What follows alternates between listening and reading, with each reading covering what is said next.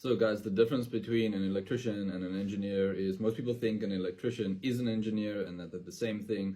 An electrician is trained to install, test, maintain and repair electrical systems. They're the people wiring buildings, troubleshooting faults, installing motors, connecting solar systems and making sure everything works safely, right? An engineer, on the other hand, is typically responsible for the design, calculations, specifications and overall performance of the system.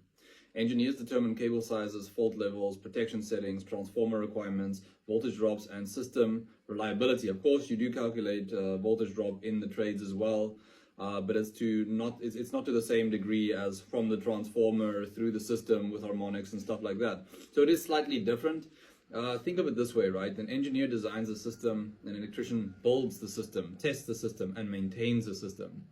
But here's where it gets interesting, right? The best projects happen when both understand each other's work. An engineer who's never worked with tools can design something that's difficult or expensive to install. An electrician who understands design issues can identify them before they even become costly, right? So if you've got a good sparky on site and he tells you, you cannot do it this way, he's seen how this plays out, the engineer will often listen to him unless he's really arrogant, right?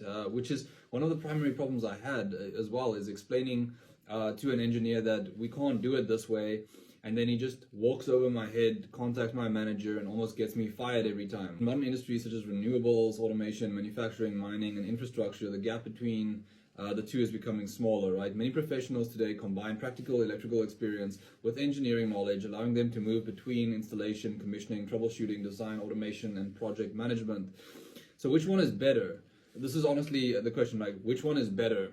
Neither is better. If you have only one, then you're limited to, say, if you're an engineer, you're limited to not install.